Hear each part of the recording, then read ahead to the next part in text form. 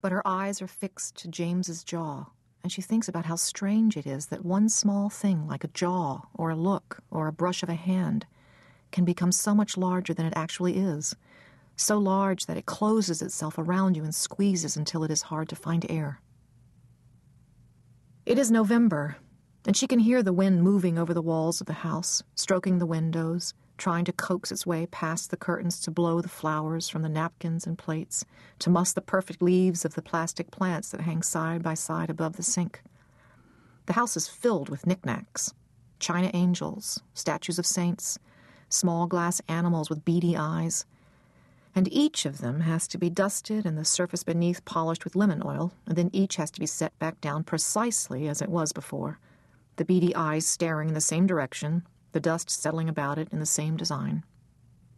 The copper duck and goose jello molds have hung for so long above the stove that the paint behind them has kept its color, and when Ellen takes them down for polishing, a perfect bright shape of a duck or goose remains.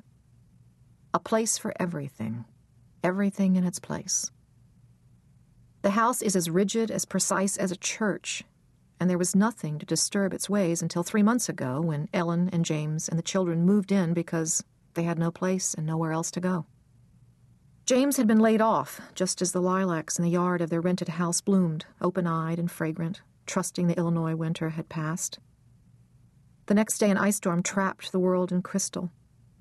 The school where Ellen taught closed for the day, and she spent the morning playing cards with Amy and Herbert. Their school had closed as well, and mourning the lilacs and the budding trees, and most of all the colorful heads of the tulips which were frozen to the ground. James watched TV on the couch, bundled in a quilt, his body tucked close against itself as if he wanted to disappear. "Talk to me," Ellen said, but he listened to her the way you'd listen to a faucet drip, not assigning any particular meaning to the sound. He refused to look for work. He read the paper in the morning and napped in the afternoon. She came home with the children one evening to find him pawing through a shoebox of old photographs. Most were of his older brother, Mitch, who had died in 1957, 15 years before. "If we lived closer to home," James said, "I could tend to Mitchie's grave. Pa doesn't care about things like that, and Mother isn't able to do it anymore." Ellen could see Amy and Herbert tasting the word grave with their tongues. She tried not to notice that James was still in his bathrobe. Bits of egg were caught on one sleeve, dandruff lightened his eyebrows. "This is our home," she began, but James shook his head as if he were clearing away a brief spell of dizziness, shaking free of an unpleasant thought. Yet he had been the one to choose the house, just before Amy was born. A bungalow with 2 bedrooms, a porch, and a sunny modern kitchen.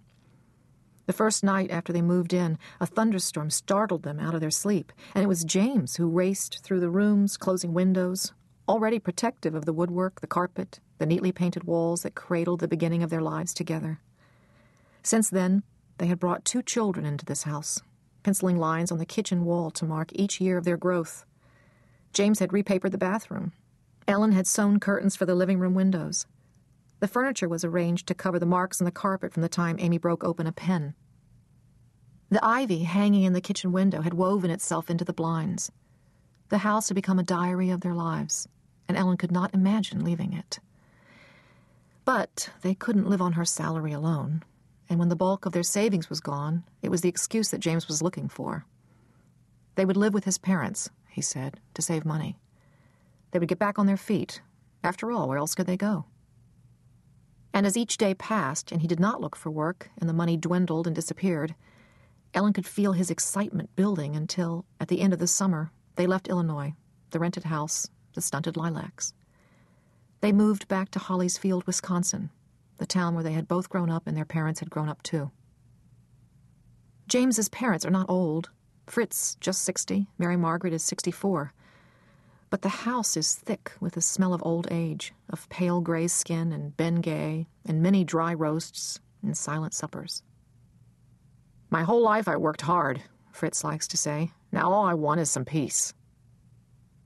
Ellen watches him take yet another slice of bread.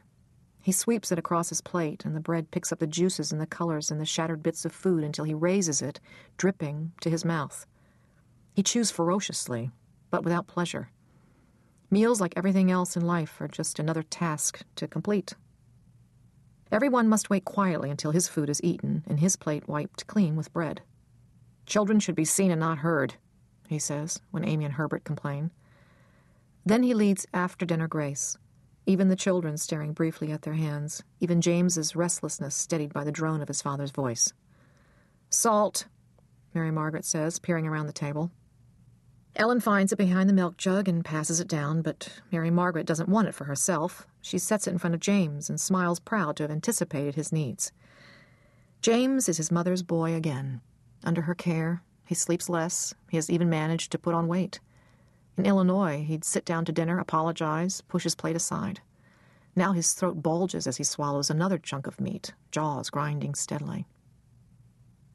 The first time Ellen sat at this table, she was 20 years old, bright-cheeked after a spring afternoon spent walking along the lakefront with James, planning their upcoming wedding.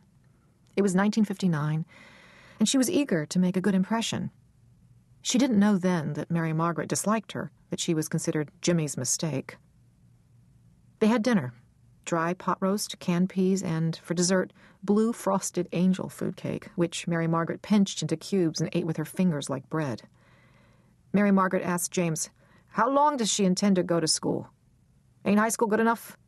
And Ellen said, "I'm going to be a primary school teacher, and for that I need a college degree." Mary Margaret asked James, "Do her parents speak High or Low German?" And Ellen said, "My mother speaks Luxembourg and German." "Low German," Mary Margaret said. "And her father, too. He's dead, but I remember him coming into the church in a stocking cap." Then she and Fritz spoke in German about Ellen's father while Ellen chewed on a mouthful of that dry roast, trying to swallow it down. 13 years later, the roast has not changed, but now Mary Margaret won't tolerate guests, family or otherwise. Even Ellen's mother and sisters may not visit because of Mary Margaret's poor nerves. And now Mary Margaret dresses only in pink. Pink stretch pants and pink polyester blouses, pink hose, pink shoes. She puts on her long pink rayon nighties and pink chenille robes by 4 in the afternoon because she has to be careful of her heart. Then she goes into the living room and plays the piano until supper. The big color television is in the living room also. Fritz turns the TV volume louder and she strikes the piano keys harder, pounding out hymns and singing along in a cracked, dry voice until Fritz says, "What's that? Did somebody bring in a cat?" Then he shakes with a sort of laughter that is angry, bitter, taunting, not amused. "A cat would have made me a better wife." Their arguments fill the house like an odor, clinging to the sofa and seeping between the bed sheets, lingering in Ellen's hair.